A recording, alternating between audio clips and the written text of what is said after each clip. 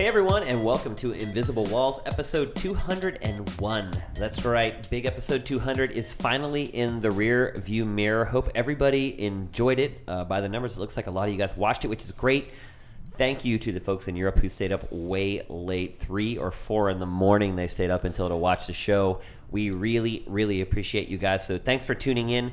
We are direct, but not necessarily live, from Game Developers Conference in San Francisco this week. We are in an abandoned conference room right now recording, so please forgive the echo. We'll do the best we can to get the audio where it needs to be. But obviously, GDC is one of the bigger conventions every year, so wanted to make sure that we reported live and direct from the show. And here, pilot into our conference room, we have Marcus. So this is, 201, the start of a new dawn for Invisible Walls, and we're back to audio. Yeah. Yeah, I guess I should have mentioned, because we're recording from GDC, we're unable to bring all our equipment down here.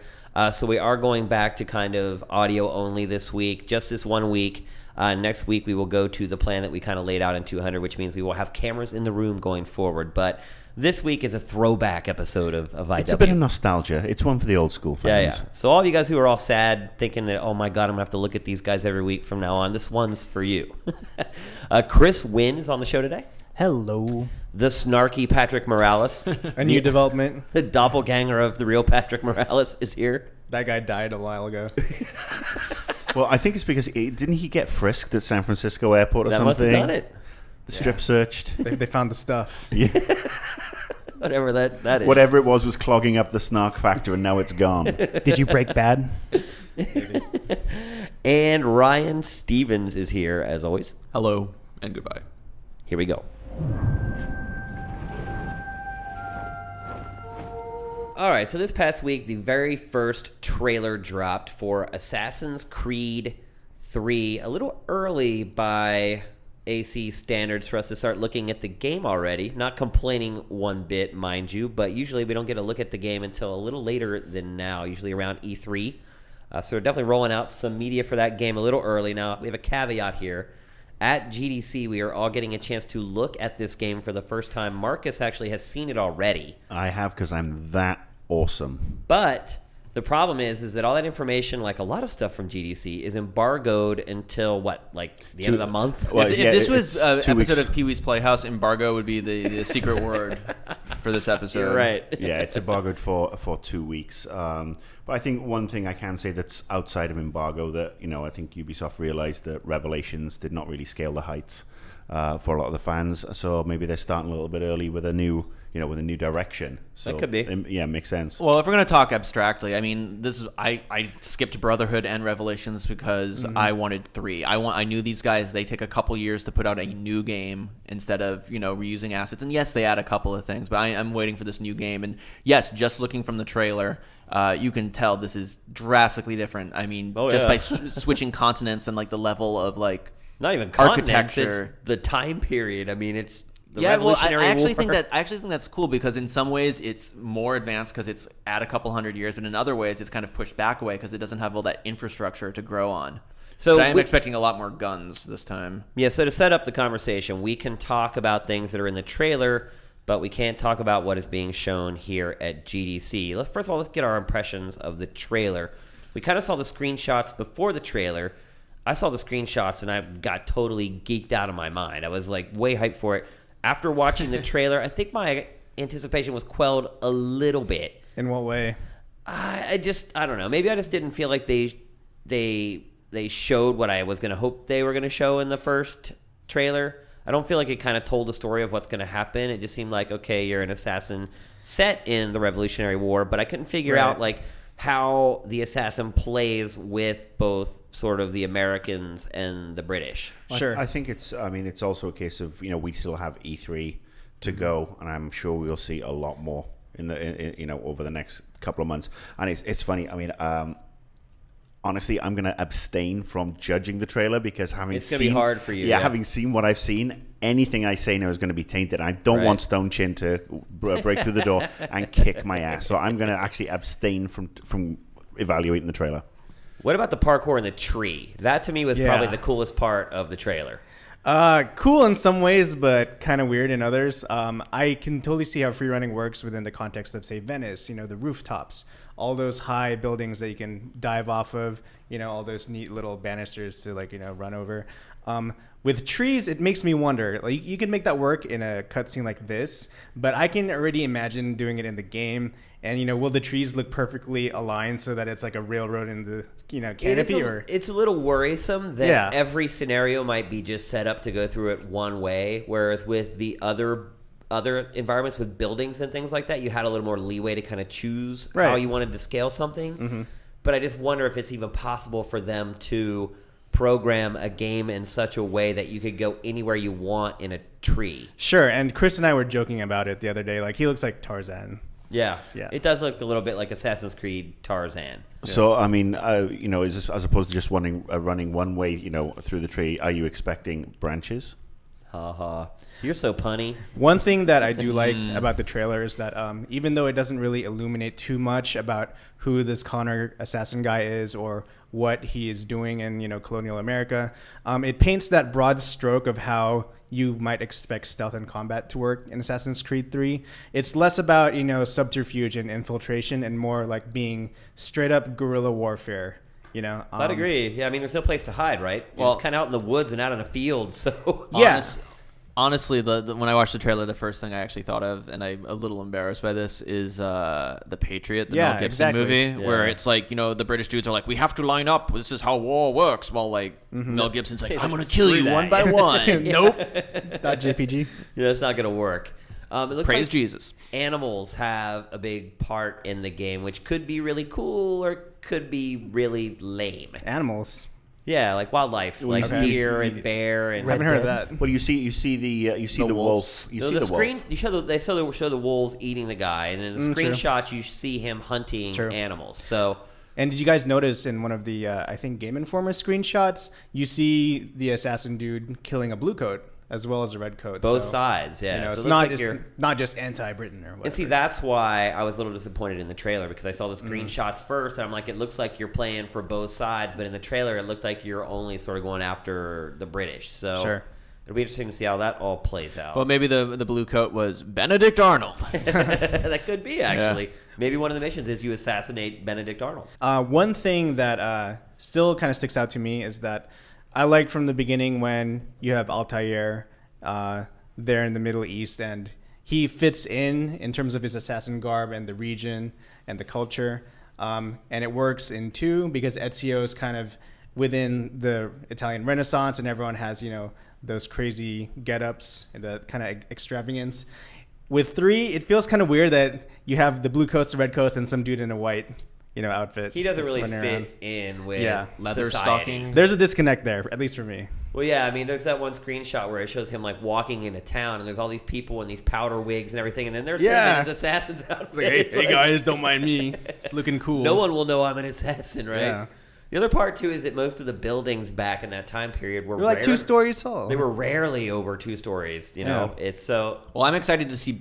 So I'm from New England, so I'm excited to see basements. I haven't seen basements in a long time living in California, so looking forward to that. Dirt cellars. Yeah, that's good. I can't wait to see Connor do a dive off of a 2-story building. Yeah. Yeah, but I mean, overall, I think while I was a little disappointed in the trailer, I think it's still, the setting is ripe to do something pretty awesome with the game. Yeah, totally.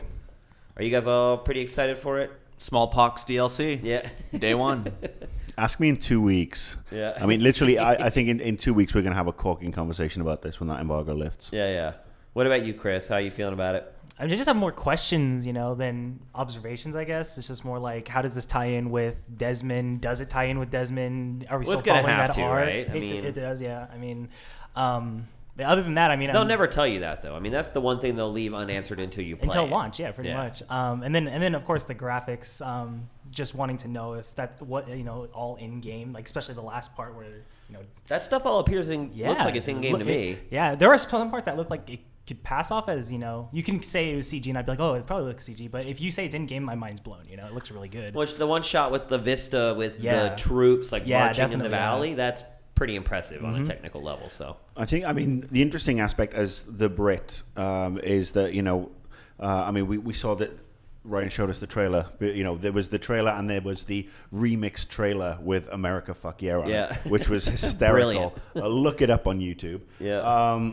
But yeah, if you think about it from the British perspective, it's like, you know, how are the Brits gonna take to this? Because this is, you know, the Civil War that was fought on foreign soil, and you know, I've been hearing that there are rumblings out of Europe that this is going to be a case. This game is just a cash grab to pander to Americans, and I think it's going to be very tricky for Ubisoft to manage this, because at the end of the day, Do you think people in England are still salty over? No, I don't. They I don't, saved a piece of the King of George III's brain. Did One day, they? yeah, we'll see. One day you're gonna look and you see redcoats still it's coming over. it's in the back of the freezer next to the wedding cake. But no, I think you know, Ubisoft have to be careful, because I mean, one, it's, you know, is this going to be, you know, you're taking it out of Italy, where it's, you know, it's worked for so long, but it's also, I mean, you know, it's a game about the English fighting the Americans, or the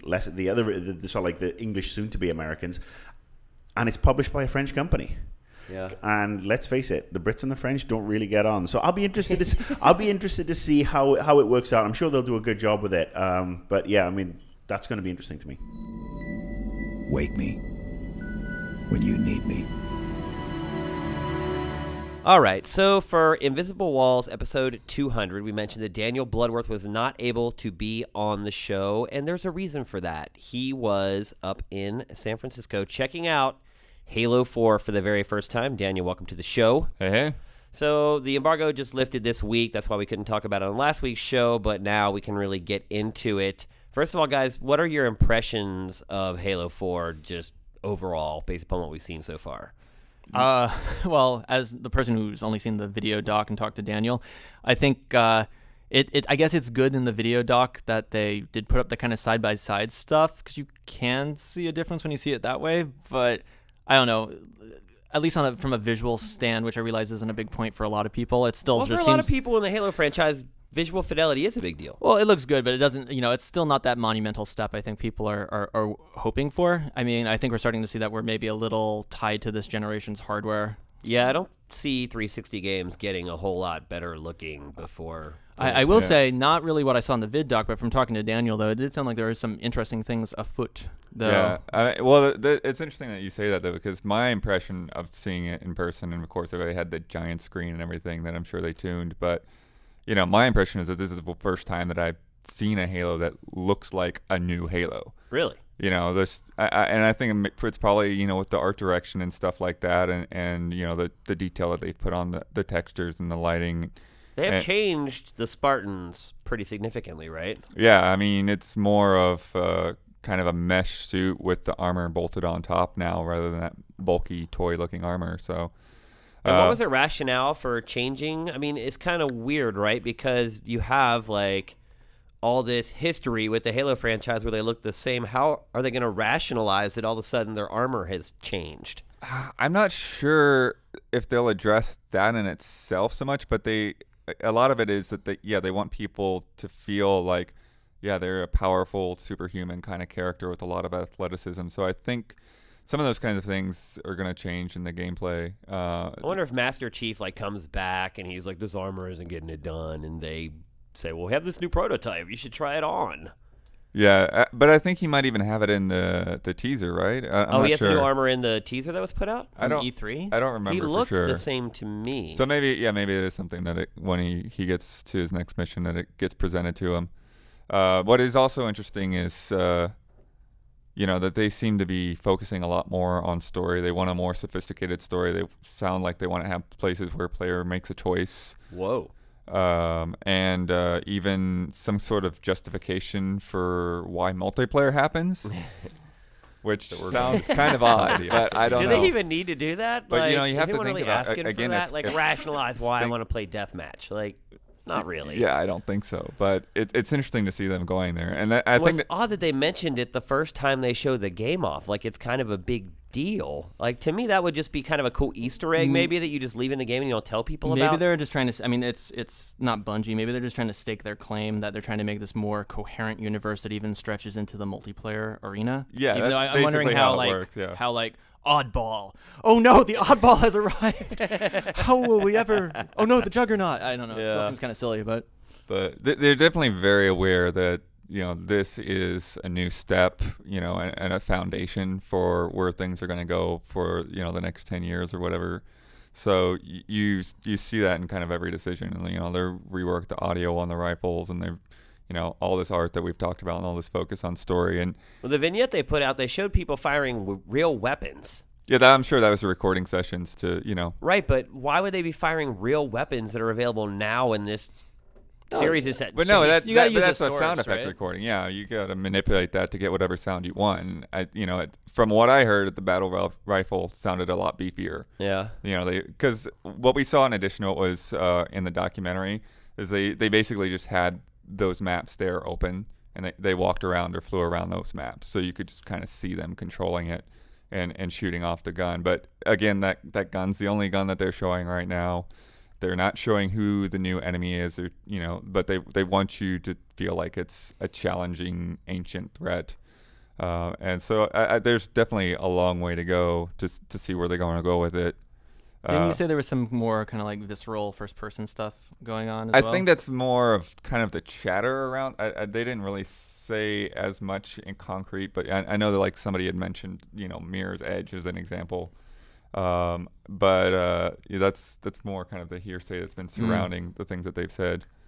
And the other thing too that they kind of focused on in terms of story was making Master Chief more of a character, bringing the fiction that hasn't been in the games into Halo 4 more. Do we want to hear Master Chief talk more than he does? He's kind of an enigma in that he doesn't speak, and you'll never see what he looks like. Isn't that kind of part of the allure of him? Yeah, I don't know, but I mean, think on paper, I could give two shits at this point. Really? You wouldn't care if he was really chatty? I'm more into the internet animated GIFs where they open the mask and it's Mario or something like that. I think that would kill those jokes. So let's keep them a mystery. But when I was interviewing Kiki Wolfkill, which somebody pointed out that the combination of us sitting next to each other is kind of funny. Bloodborne versus Wolfkill. But she still mentioned he's not going to talk a lot or anything like that. That's so. Good. How they're going to bring that across more, it's interesting to think about what they're going to do exactly. Now, did they talk about the story at all, other than to say somewhere in there we're going to rationalize multiplayer? Did they say what it was about or anything? It's 5 years after Halo 3. So after he goes to sleep for 5 years, essentially. Yeah. But are those light years, or are they? No, I think those are real years. I think there's probably a chance that we're going to see somebody else that he knows. But, you have to think about, again, if things like them justifying multiplayer, that means there's more Spartans, right? Right. I mean, they've got to have rebooted that program and started things up, and what are the reasons for them doing that? What have they learned that they're preparing for? Right. So I think there's definitely a lot of interesting things that are happening. Do you think they showed enough of the game, and not even just gameplay, but just revealed enough about the game to be able to walk away from that event and say mission accomplished? It seems pretty sparse what they've talked about, really.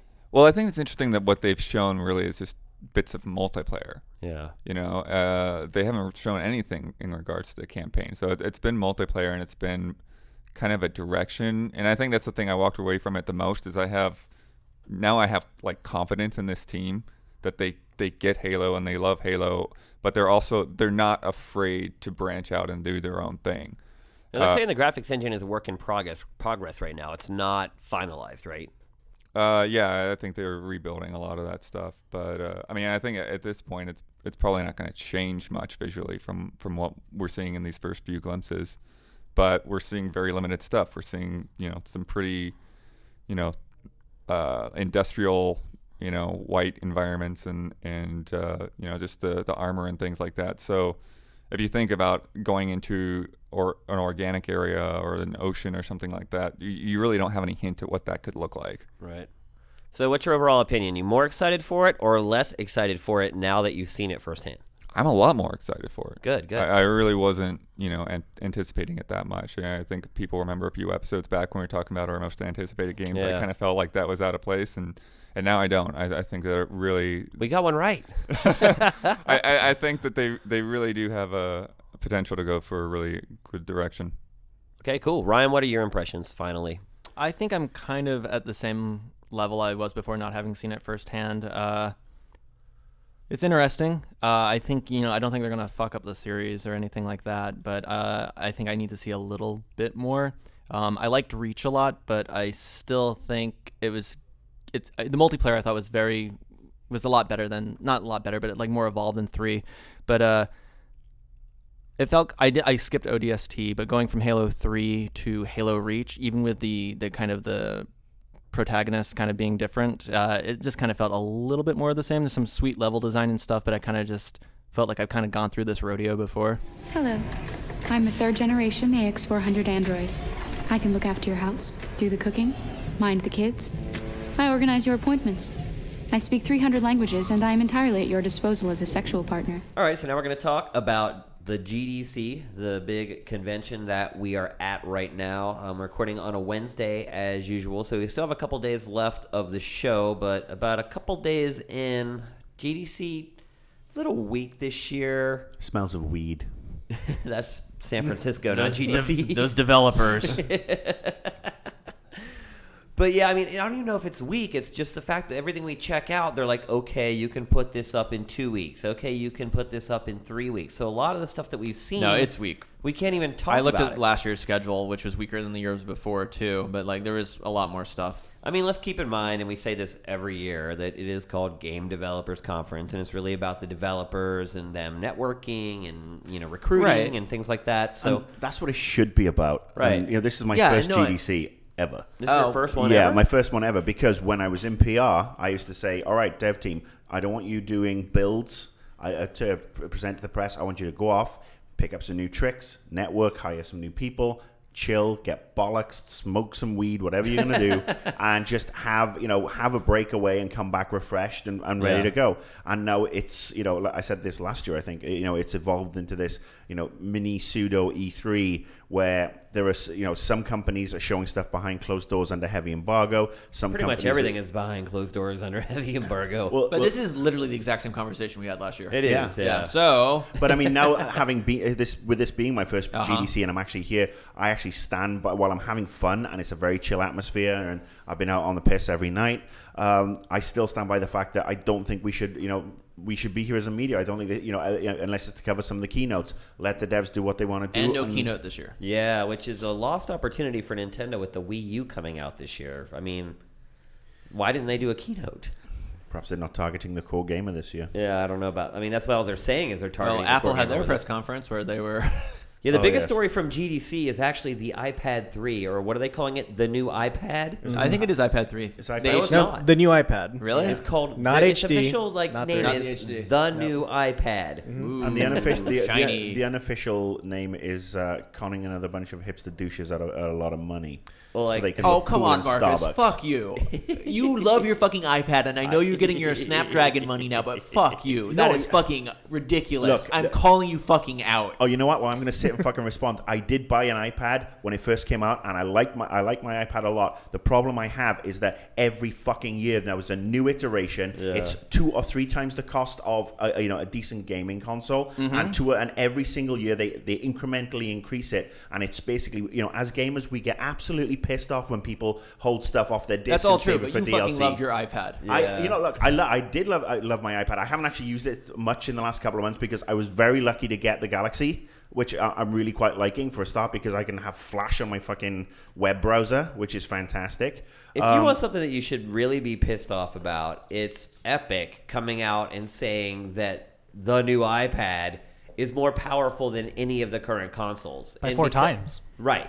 Because they've signed this huge deal with Apple for their middleware. It is the biggest sellout I have seen in a long time. I want to see one game on the new iPad that looks better than Uncharted 3. Show me one. Well, this has been the mantra that every single... That is such bullshit. And I have a lot of respect for those guys. That pisses me off, dude. Come on. But every single mobile tablet manufacturer now, everybody across the board is saying, "Oh well, this is the way forward. It's tablet." Dude, that's selling out, man. We're going to get rid of consoles. We're going to deliver some. And you know what? It is absolute bollocks. It's going to be a very long time before a tablet can actually replicate what even a 360 can do right now. It's epic. And that's for a Their PS3. pockets are lined with satin from console games. Yeah. And they sold it out. Well, yeah, it's a case of biting the hand that feeds them. I mean, they don't have Gears of War to Well, milk who knows anymore. what Apple's giving them? I mean, I don't want to know. Crabs, probably. Obviously enough to make them say something like that, which is total crap. Yeah, I'm kind of disappointed, and look, I just have a problem with this yearly iteration, just like I have a problem with like Assassin's That's Creed. the interesting point, and Apple can get away with it. I mean, Apple they've been get- doing it pretty much with Apple the get phones. away- I know it's not exactly a year. But I mean, no, you see all it's those the dudes same- on Twitter. It's, Yeah, the iPad's awesome. You guys, you don't it's speak because it. it's because the the Apple fans in general are fucking sheep. Yeah. They really are sheep. I Would mean, you say sheeple? no, I wouldn't. Basically, they're sheep. They'll buy every. They're Call of Duty fans. Well, you know what is awesome? what? Video games. Oh, Patrick, I think we just had a moment. Yes. Yeah, so Apple aren't here at GDC. They anyone actually see anything cool? They hijacked it around No, the they corner. won't let the people from GDC into their press conference. Like, Yeah. they don't want the people who actually know games to go to their press conference where they're saying that their machine is better than the consoles because they know what call their asses out. I think it's a PR, like it's a PR spin, but the PR spin is it's 4 times more powerful than a console, but that's because it's like 3 times more of the resolution, so that's where that math Well, they don't kind of want goes us in. there because they know we'll leave there and call them out and be like, they're full of shit. You know what? I've seen a bunch of games press who have actually been at their event today and were tweeting, and I was like, shame on you guys. You're basically, it's like, oh, it's spooge. And actually, a member of the GT crew was spooging about it this morning. Who? Joel. When I basically ragged on Apple, he retweeted or responded to me and was very offended. So Joel, shut up. But back to games. I saw we were. Well, I got my Apple Pippin, and we're gonna play some Laserdiscs. Oh, by the way, Apple the new iPad is 4 times my more God. powerful than the Sega Genesis. Maybe. Anyone see anything not under embargo? Medal of Honor. Patrick, I'm trying to think. is there We saw- is that little PlanetSide game? Yeah, so here's the thing. I would say that the coolest things that I've seen this year were free-to-play games. That's the huge And push. that sounds like a stretch, but you'd be surprised at how many games are going free-to-play They're now. legit games, too. Yeah, and apparently with Sony Online, like that's their next thing. Like they started off with Free Realms, and then EverQuest went free-to-play, and then now with PlanetSide 2, the news has been made that that's free-to-play as well, and it looks awesome. It's microtransaction in game, yeah. Yeah. What are you paying money for? Basically, you are paying for things that you want to unlock quicker, but you're not necessarily paying for power, which is key in these That's kinds good. of Very transactions. important, yeah. So, I mean, if you don't really have that much time to play, but you want to experience this cool gun down the road, which is a side grade, then you can chip in a few bucks and go, hey, I got it, rather than having to grind it out. But besides that, we saw some of it being played, Chris and I, at the PlanetSide 2 thing yesterday. Vehicles. Yeah, it's super cool. The graphics look great. They're using their new proprietary engine, which is called Forge Light, I believe. No, it's not coming to the PS3, right? It's just for PC? Not yet. Just right now, just PC. Not yet, but I would not be surprised to see that done, especially Sure. because, well, I don't know. Like, what do you think, Chris? You've seen it. I wouldn't be surprised if they looped in some console because with Dust and this whole like bringing games together from other Well, platforms. DC Universe Online, PC, Exactly, PS3. like- Well, I wouldn't be surprised. DC Universe Online is a prime example why they shouldn't take it to PS3 because they took what was a great potentially a great PC game and butchered it. Yeah. I don't know if that's why that game didn't live up to expectations. Trust me, on the PC, it was butchered Well, I just think the game just wasn't very good. because I they don't think designed the PS3 it has because anything to do with they designed it for to be able to use with the PS3, and I just think But I'm looking forward to PlanetSide 2 because I remember playing PlanetSide 1 and I Loved thought it it. was such a great concept. The only problem for me was at the time I came in a couple of months late and it was quite a steep learning curve. Yeah. I think they've probably Yeah. figured out how to manage that now. It's funny because you look at a game like PlanetSide and a game like EVE Online, like those games have a super rabid fan base, but were probably considered at the time like way ahead of other games at that time. And they're both simultaneously doing this free-to-play thing, with Dust 514 also.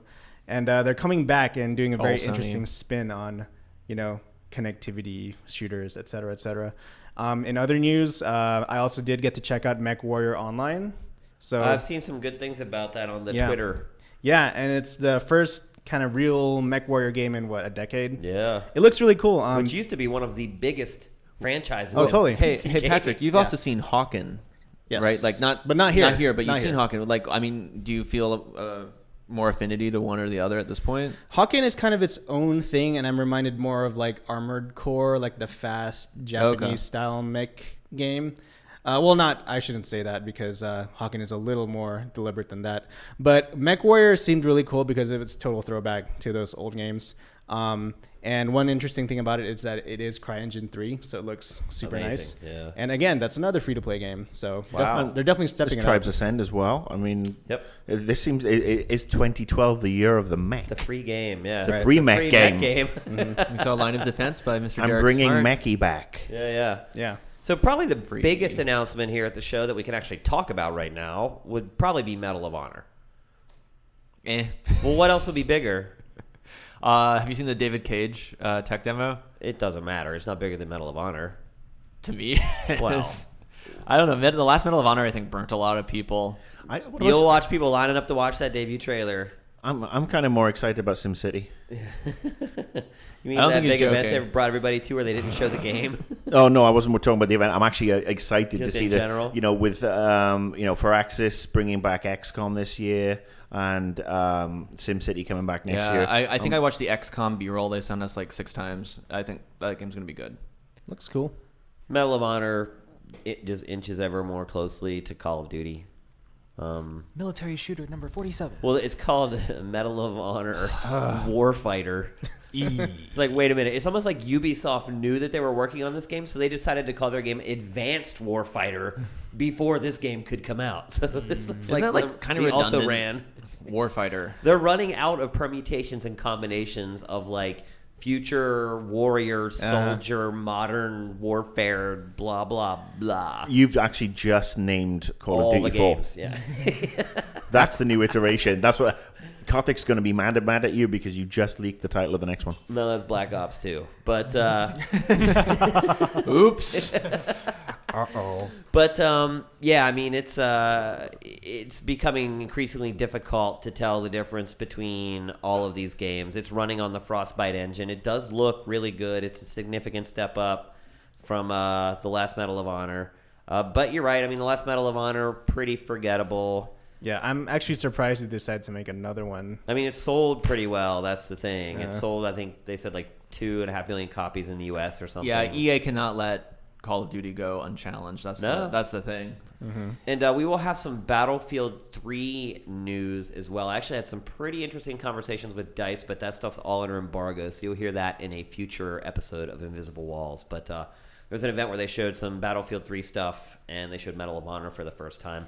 The single-player stuff they showed of Medal of Honor looked good, but it looked, again, very much like a Call of Duty game. Lots of scripted stuff, lots of, oh, holy shit, how did that happen type things. Well, with it using Frostbite, would you say it looks even more like Battlefield now?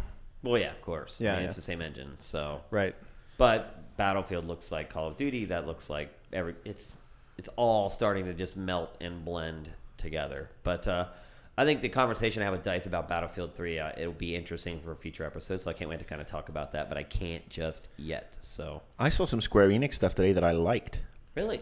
Yeah. Was it Hitman? Was it from the IDOS side? Was it Hitman? Was it Tomb Raider? No, actually, it was Sleeping Dogs. Okay. Um, Which used to be called True Crime Hong Kong. yeah, which first time I've seen it, and I know Patrick, you were there afterward. You were there playing it as well today. Very briefly, I was rushing between appointments. You probably played more of it than I did. From what I played, it was the very beginning when you start in the restaurant and then you chase the guy. And I got into a brief fist fight, but that was about it. It does. I mean, I said this before we started recording. It feels like GTA Hong Kong, which is not necessarily a bad thing. The thing I like about it is that it does have this. It's the background noise and the characters that you are running past or whatever, even if it be for a minute.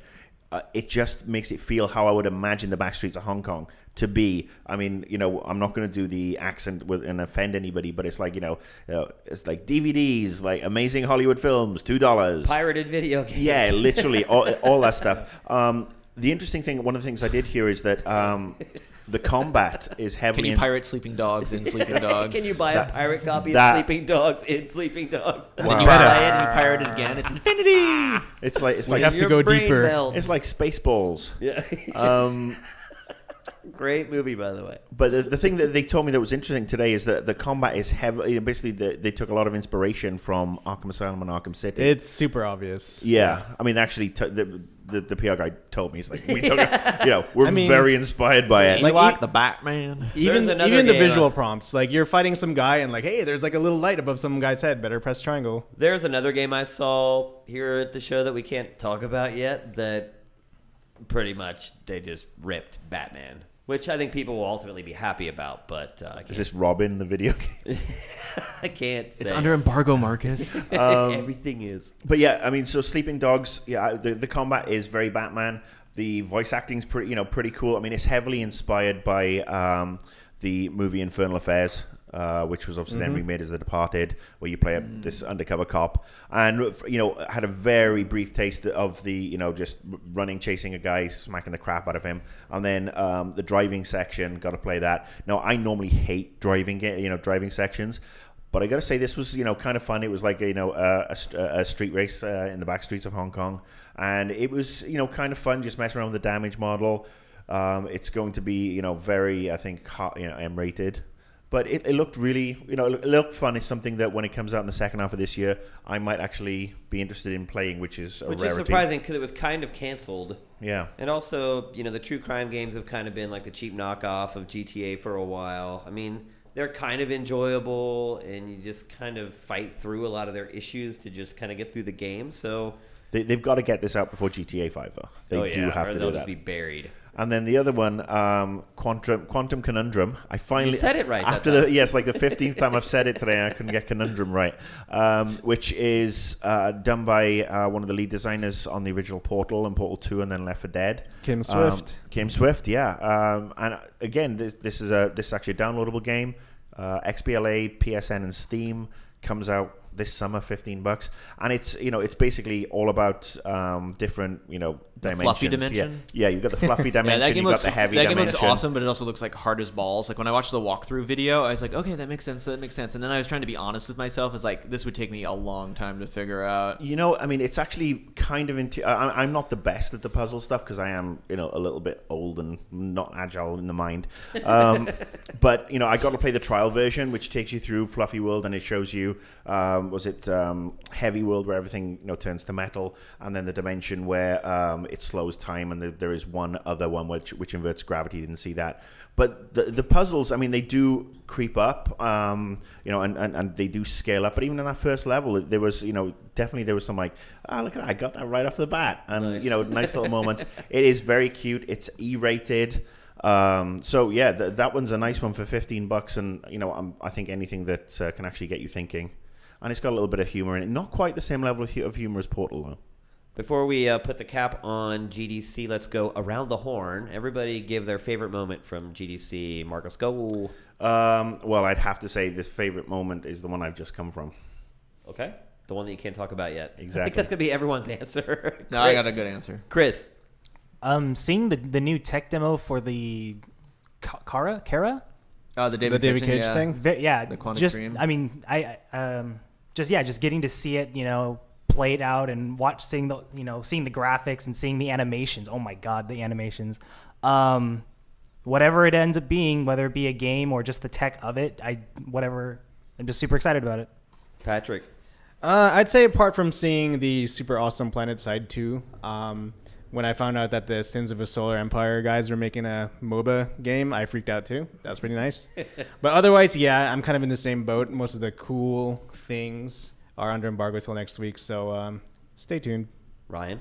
I won't reveal the whole thing, but basically setting up a last-minute meeting with Pitfall's David Crane and Gary Kitchen, who I just found out Next door. we're almost related to. Mind blowing. Yeah. Like not even next door in the next building, like 6 feet away. Right. Well, through the wall. And for those of you who are young, like this guy, he invented the modern action adventure. He created Pitfall. And which and basically is the ancestor of every action adventure platforming game that ever came down the pike. Gary Kitchen pretty much made the first Little Big Planet with his game creator and worked on maybe not as well a known name as David Crane, but they worked together on a bunch of stuff, so it's cool that they're here. That's amazing to me. Someone who grew up with the Atari 2600, like he was a legend. Back in the day, You had no idea who made video games. He was the only person whose name ever appeared on the cartridges or on the boxes. So he was like the first Miyamoto, Kojima, whatever. So to me, a total legend is sitting right next door to us right now, which is awesome. So Derek Smart wasn't a high point for you? Derek Smart, that's going to be a really good interview. I think Chris can back me up on that. It's gonna be fun. I was basically like, what do you think about Kickstarter? He's like, well, actually, there's some fucking shit going on there. And it's like, gold. Yeah, look up Derek Smart and Yeah. then run for the hills. Yeah. My Fun favorite guy. moment, I just came back from an interview with Tony Hawk. Big How's hero he, of mine. how's he doing? He's still skateboarding? Oh, yeah. Still skateboarding. Yeah. Still Still a- skateboarding at an extremely high level. Still a bajillionaire? Yeah. Yeah. He has a son who's 19 now, which blows my mind, who also now is like one of the best street skaters in the world. But, yeah, I mean, you know, he was a teenage idol of mine. I skated for like 11 or 12 years or whatever and looked up to that guy. Always an honor and a privilege to talk to him. So it's definitely the highlight. Some other cool stuff I can't talk about till maybe next week. But for what I can talk about, definitely interviewing Tony Hawk was the one for me.